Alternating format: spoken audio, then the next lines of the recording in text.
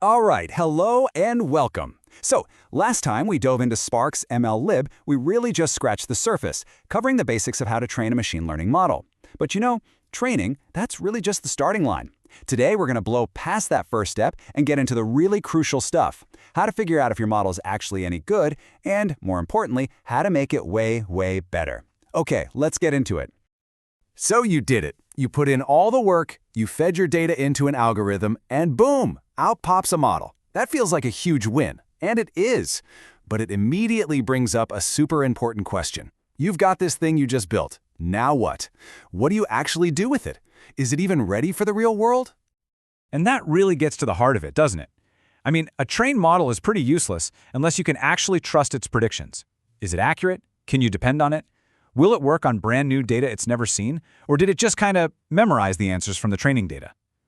Answering this is the absolute first step to get from a cool prototype to something you can actually use. Well, this whole process has a name. It's called model evaluation. Think of it as a formal stress test for your model. And the most important words on this slide are new, unseen data. You want to know how it's going to perform out in the wild, not just how it did on the stuff it already studied. This is how we figure out if it's really effective and avoid any nasty surprises later on. So the golden rule here is all about data separation. You have to split your data. You take one piece, the training set, and you use that to teach the model. Then you take a completely separate piece, the test set, which critically the model has never laid eyes on, and you use that to give the model its final exam. This is so important because it prevents a huge problem called overfitting. That's basically when a model is like a student who just memorized the practice questions but can't solve a new problem to save their life. So to grade our model's exam, MLlib gives us some really powerful tools to calculate key scores. For instance, precision answers the question, of all the times the model predicted spam, how often was it actually right? And recall asks, of all the emails that were actually spam, how many did the model manage to find? These metrics, which you can get from tools like binary classification metrics, let you see the specific strengths and weaknesses of your model. It's way more useful than just a single grade. Okay, so let's say you've evaluated your model, you've got your scores, and the results are, well, they're okay.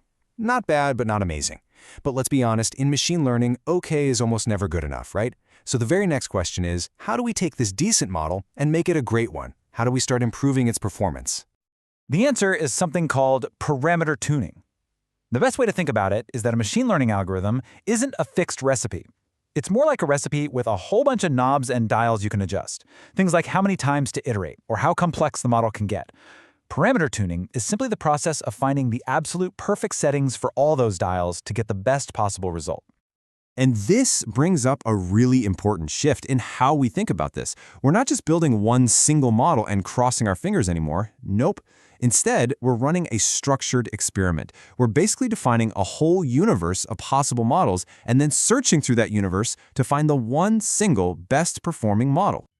Now, you can probably imagine how this whole process can get complicated fast. You're transforming data, you're training maybe dozens of slightly different models, you're evaluating every single one. Trying to keep all that straight by hand is not only a ton of work, it's just asking for mistakes. You have to be thinking, there's got to be a better way, right? And you'd be right. Say hello to the MLlib Pipeline API. This is, without a doubt, one of the most powerful tools in MLlib. It lets you lay out your entire machine learning workflow from the very first data cleanup step all the way to model tuning as one single organized pipeline. Each step is a stage, and they all just snap together in a perfect sequence. Let's make this real with a quick span filter example. So our pipeline starts with raw emails. The first stage, a tokenizer, chops up the text into individual words. Then, the next stage, hashing TF, turns those words into the numerical feature vectors that an algorithm can actually understand. And finally, the logistic regression stage trains the model itself. And what you get at the end isn't just a model, it's a pipeline model that contains that entire process from start to finish. Okay, so the pipeline is amazing for keeping the workflow clean and repeatable. That's a huge win. But what about that tuning step we just talked about? How do we plug that into this nice, neat structure to automate the search for the best parameters? We do it with a really clever technique called grid search. It's a beautifully simple idea, but it is so powerful. You just define a grid of all the parameter settings you want to try out. For example, you might say, try these two values for this setting and these other two values for that setting. The grid search then goes and exhaustively tries every single possible combination, training and evaluating a brand new model for each one. And the best part is, MLlib's Param Grid Builder makes this ridiculously easy. I mean, look at this example. We just tell it we want to test our hashing TF with either 10,000 or 20,000 features, and for our logistic regression, let's try 100 or 200 iterations. The param grid builder just automatically figures out that there are 4 combos to test. No more writing messy manual loops. All right, so the final magical piece of this whole puzzle is the cross-validator. Think of this as the master conductor of the whole orchestra. You give it your pipeline, you give it your parameter grid, and you give it an evaluator. From there, it just takes over. It handles splitting the data, it runs the entire grid search, it trains all the different models, it evaluates them, and at the very end, it hands you back just one thing, the single best model it found. It's incredible. And this really brings us to the big takeaway here. When you put the pipeline API together with this automated tuning from cross-validation, you're not just training models anymore. You're building complete self-tuning machine learning systems. You're moving away from crafting one solution by hand and instead designing an automated process that finds the best solution for you. It's an absolute game changer. So with this framework, all that crazy complexity of building, evaluating, and tuning your whole workflow is just handled. It's neatly managed for you.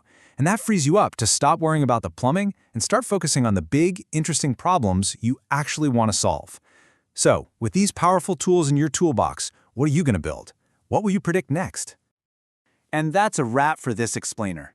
If you found this helpful, you know what to do. Go ahead and like, share, and subscribe for more deep dives. Thanks so much for watching.